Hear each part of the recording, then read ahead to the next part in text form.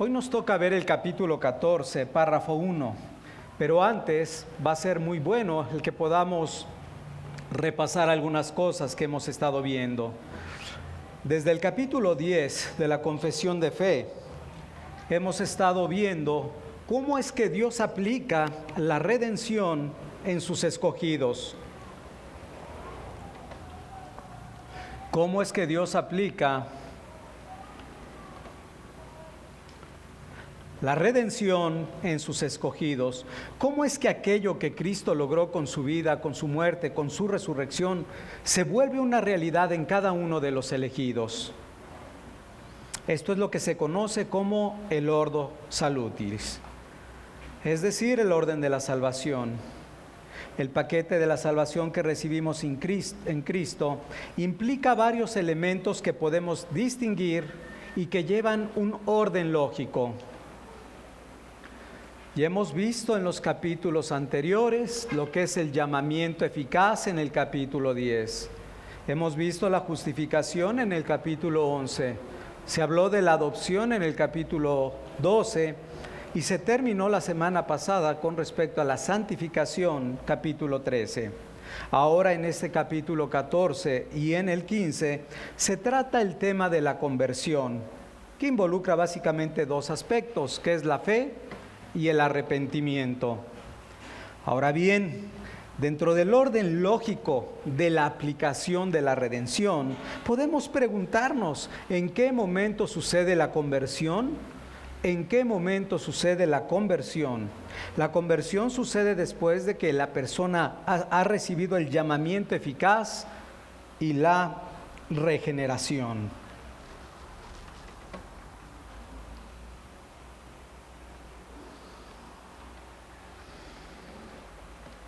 Tenemos a una persona que es incrédula, alejada de Dios, está en sus delitos y pecados. Esta persona ha escuchado o está escuchando continuamente el Evangelio. Y es entonces que el Padre, por medio de la palabra y del Espíritu Santo, le llama eficazmente a esta persona y lo saca del reino de las tinieblas para poderosamente trasladarlo al reino de su amado Hijo. Luego el Espíritu Santo lo regenera internamente, ilumina su mente, transforma su corazón, renueva su voluntad, y es entonces cuando la persona puede responder al llamado de Dios en fe y arrepentimiento. Ahora sí, la persona es justificada, es adoptada y es santificada definitivamente. Aunque al narrarlo de esta manera pareciera que hay un lapso de tiempo entre lo que es el llamamiento, la regeneración y la conversión, debemos entender que todo esto sucede en un mismo momento. Todo esto sucede en un mismo momento. En otras palabras, no existen personas que hayan podido ser llamadas eficazmente y que no hayan sido regeneradas. O tampoco existen personas regeneradas y transformadas en el interior que no han puesto su confianza en Cristo. No hay parcialidades. Dice el teólogo John Murray, cito sus palabras: la regeneración es inseparable de sus efectos y uno de sus efectos es la fe. Cuando alguien es regenerado, es moral y espiritualmente imposible para ella no creer en Cristo. Y Murray cita del Evangelio de Juan el capítulo 6, versículo 37, que es también el primer versículo que cita nuestro párrafo. Dice Juan 6:37, todo lo que el Padre me da, vendrá a mí, y al que a mí viene no le echo fuera. Ahora, esto es sumamente interesante y sí ruego que pongamos atención. ¿Por qué? Porque en este punto suele haber confusión en algunos hermanos cuando nos dan su testimonio, cuando nos lo quieren compartir. ¿Por qué? Porque muchos creen que porque han experimentado ciertos cambios en su conducta, porque ya no quieren pecar contra Dios, porque ahora reconocen de hecho que Dios verdaderamente existe, han experimentado un tipo de arrepentimiento, ahora han empezado a leer la Biblia y porque ya van a la iglesia, muchos consideran que son salvos. Pero luego, cuando estás examinando sus vidas, les preguntas, ¿y durante qué tiempo entendiste el Evangelio y habías puesto tu confianza solamente en la obra del Señor Jesucristo? Ellos responden, no, realmente entendí, creí el Evangelio tiempo después. Creo que lo hemos escuchado en varios testimonios de los que están aquí. Finalmente le damos la gloria al Señor porque finalmente creyeron en el Evangelio y es la parte más importante que nos preocupa. Pero el punto aquí que quiero que veamos es que estos hermanos están separando por un espacio de tiempo lo que ellos creen que es la regeneración y la conversión. Hay una separación de tiempo entre la regeneración y la conversión, como si hubieran sido regenerados por un tiempo sin haber creído en Cristo. Y esto es, como lo hemos dicho, imposible, porque todo sucede en un mismo momento. Porque cuando alguien es regenerado, cuando alguien nace de nuevo, su primer impulso va a ser confiar en Cristo y en automático le dará la espalda al pecado y al mundo.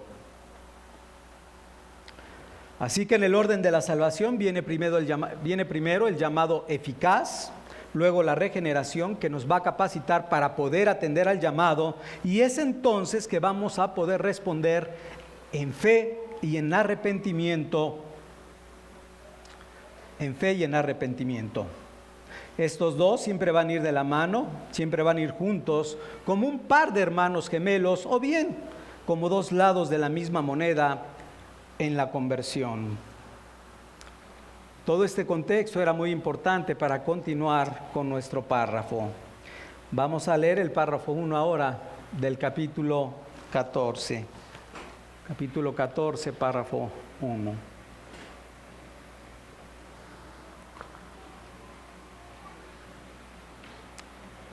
Dice: la gracia de la fe, por la cual los escogidos reciben capacidad para creer para la salvación de sus almas, es la obra del Espíritu de Cristo en sus corazones y ordinariamente se realiza por el ministerio de la palabra, por la cual y por la administración del bautismo y la cena del Señor, la oración y otros medios designados por Dios, esa fe es aumentada y fortalecida. Vemos que el párrafo comienza hablando de la gracia de la fe, es decir, la fe salvadora. Es un regalo de la gracia de Dios para cada uno de sus escogidos. Hechos capítulo 13, versículo 38 así lo dice: creyeron todos los que estaban ordenados para vida eterna. Todos aquellos que habían sido predestinados por la gracia de Dios recibieron esa fe para poder creer en el Evangelio. El texto más clásico para hablar de la fe como un regalo, como un don de Dios, algún día lo estudiamos en el libro de Efesios capítulo 2, versículo 8, dice la palabra: porque por gracia sois salvos por medio de la fe, y esto no de vosotros, pues es un don de Dios. Particularmente, la confesión nos dice que es por la obra del Espíritu de Cristo en nuestros corazones, cuando Dios nos regenera, cuando manda su Espíritu para que more dentro de nosotros y produzca el fruto de la fe. En 2 de Corintios capítulo 4, 2 de Corintios capítulo 4, versículo 13, Pablo dice que tenemos el espíritu de fe. Y aquí está hablando particularmente el apóstol Pablo del Espíritu Santo. Así que debería estar más bien en mayúscula. Es el Espíritu de Dios que nos da la fe, por medio de la cual nosotros podemos ser salvos. Pero aunque es don de Dios, esta fe debe ser ejercida por cada persona. En otras palabras, Dios siembra la semilla en nuestros corazones, Dios siembra la semilla de la fe en nuestros corazones, pero nosotros debemos de creer en el Señor Jesucristo. Al respecto dice John Murray, cito sus palabras: la regeneración es el acto de Dios y de Dios solamente, dice él. Pero la fe no solo es el acto de, pero la fe no es el acto de Dios. No es Dios quien cree en Cristo para salvación, sino el pecador. Es por la gracia de Dios que una persona puede creer, pero la fe es una actividad de parte de la persona y de ella sola. De manera que el Espíritu Santo es quien nos da la fe para que nosotros podamos creer en la persona y en la obra del Señor Jesucristo. Antes de seguir adelante, podemos responder a una pregunta que evidentemente está en la mente de muchos. ¿Qué es la fe? Continuamente la citamos, pero es muy importante que tengamos claridad qué es la fe. Para poder responder esta pregunta, vamos a considerar tres aspectos que pudieron ser identificadas por los puritanos, por los reformadores. En latín estos tres aspectos son la notitia o la noticia, el ascensus o ascensus y la fiducia. Dicho en español, el conocimiento, la convicción y la confianza. Conocimiento, convicción y confianza. El primer elemento de la fe es el conocimiento. Muchos hablan de la fe ciega, como si la fe estuviera completamente divorciada de lo que es el conocimiento. Pero conocer qué es lo que vamos a creer es de vital importancia. Cuando vamos a encargarle a alguien algo que para nosotros tiene importancia, por supuesto que nos preocupa saber ¿y quién es esa persona?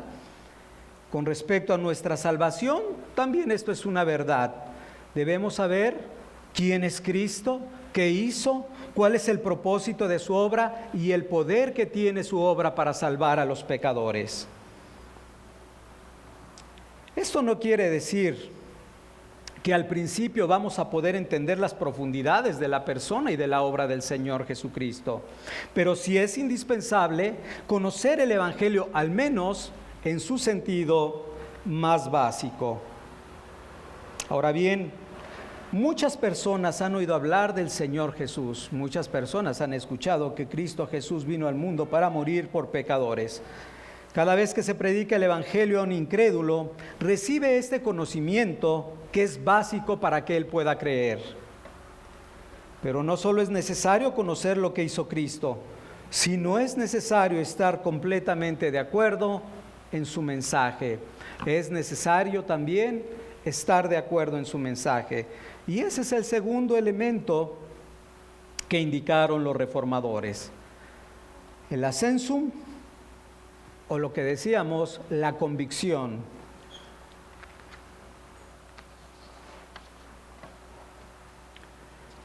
Una vez que hemos conocido ya las buenas noticias del Evangelio, es necesario que creamos que efectivamente son verdaderas. Y en este momento, una persona ya no solamente ha escuchado que Cristo vino a vivir y a morir por los pecadores, sino ahora además puede reconocer que este mensaje efectivamente tiene un sentido. Ya tiene sentido este mensaje. Tiene sentido que es un pecador, tiene sentido de que ha quebrantado la ley moral de Dios y que necesita a un Salvador. E inclusive reconoce que solo Cristo tiene el poder y la gracia para poder salvarle. Esta es la condición de muchos de los que al día de hoy vienen a la iglesia. Saben su necesidad. Saben también que el mensaje de la palabra de Dios es verdadero, pero el tener el conocimiento del Evangelio y estar de acuerdo con el mensaje no es suficiente para ser salvos. Y viene el tercer elemento que indicaron los reformadores. la fiducia o la confianza. En este momento el pecador no solamente reconoce ahora sí ya su maldad y la suficiencia del Señor Jesucristo, sino que deposita su total confianza en Él de forma personal. Y cuando pone su confianza en la persona y en la obra del Señor Jesucristo, Él ahora puede decir juntamente con el apóstol Pablo, el cual me amó, a mí me amó y se entregó a sí mismo por mí. Se vuelve algo muy íntimo, muy personal para aquella persona que lo experimenta. Uno puede saber que una silla en un momento dado puede sostener su peso, también puede estar de acuerdo con ello, pero solo será hasta que uno se sienta realmente, estará descansando en dicha silla. Así la fe en Cristo, hasta que uno no abandona toda su confianza en sí mismo, hasta que uno no abandona sus buenas obras o cualquier otra cosa, realmente podrá descansar en la obra perfecta de Cristo y poder confiar en Él como su Señor y Salvador. Ahora, otra pregunta interesante sería, ¿cuál es el medio, el instrumento que Dios usa para darnos fe? ¿Cuál es el medio o el instrumento que Dios usa para darnos fe?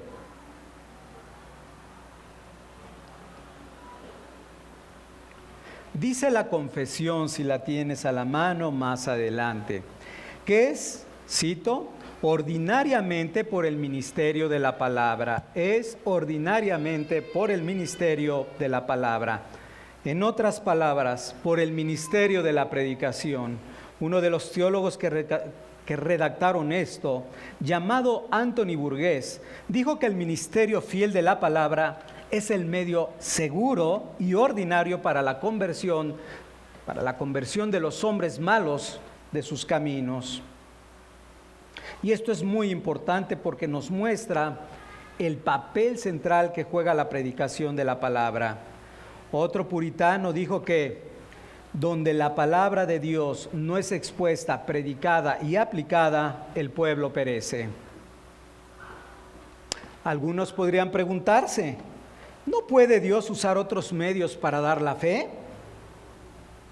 ¿No podría Dios dar la fe a aquellos que prefieren quedarse en casa y leer la Biblia? Al fin y al cabo, la Biblia es la palabra de Dios.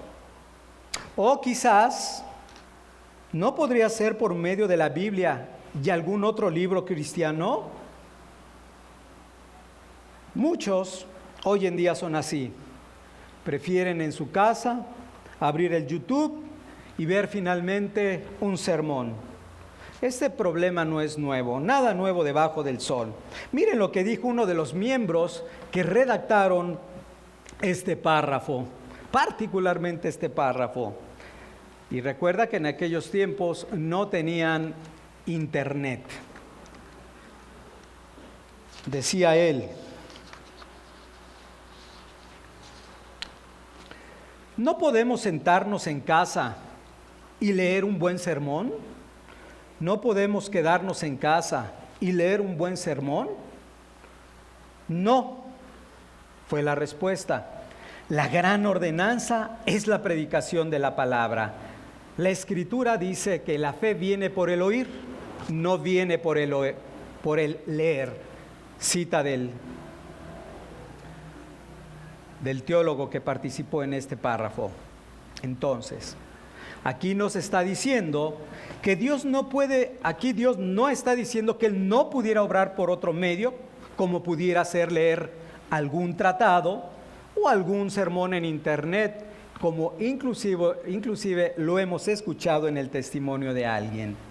Pero se está enfatizando la importancia que Dios ha dado a la predicación de la palabra, porque luego sigue diciendo el mismo teólogo, debido a que Dios ha designado que esta sea su ordenanza, por tanto, en obediencia a Él, se ha de procurar este medio en lugar de los otros. Otro puritano llamado Thomas Goodwin dijo que los libros buenos y las conversaciones son de mucha ayuda, mucho más en aquellos tiempos de sequía espiritual. Dice, Thomas Goodwin. Pero un uso constante de esos, faltando la predicación, dice, es similar a sustituir la lluvia por regaderas de jardín. Es semejante a sustituir la lluvia por regaderas de jardín. Y si queremos verlo en la palabra, recordemos lo que Pablo le dice a los romanos en el capítulo 10, versículo 14 y 17. Romanos 10, versículo 14 y 17.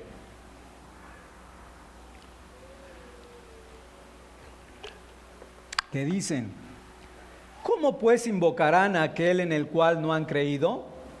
¿Y cómo creerán en aquel de quien no han oído? ¿Y cómo irán sin haber quien les predique? Así que la fe es por el oír y el oír por la palabra de Dios.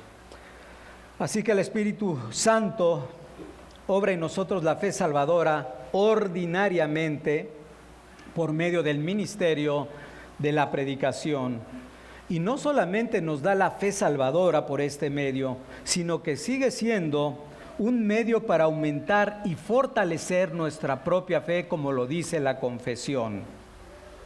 Nuestra confesión termina diciendo que por la palabra y por la administración del bautismo y la cena del Señor, la oración y otros medios designados por Dios, esa fe aumenta y se fortalece. Así entonces, los sacramentos son medios que Dios también utiliza para fortalecer nuestra fe. Los sacramentos son medios que el Señor utiliza para fortalecer nuestra fe. Tanto el bautismo como la cena del Señor. Y esa es una de las razones por las cuales celebramos nosotros la cena del Señor cada domingo. Porque es un medio de gracia que Dios ha designado para el pueblo de Dios para fortalecerlo. Somos recordados continuamente del Evangelio y el Espíritu Santo hace crecer en nosotros la fe, que es un fruto del Espíritu. Por último, de acuerdo a nuestra confesión, no debemos de olvidar la oración y hacer lo que hicieron los discípulos del Señor Jesucristo cuando le pidieron, Señor, aumentanos la fe. Orar continuamente al Señor pidiéndole, Señor, aumentanos la fe. Y el Señor estará presto, el Señor estará dispuesto a responder esta oración y nos aumentará nuestra confianza en Él. Hasta aquí terminamos este párrafo 1.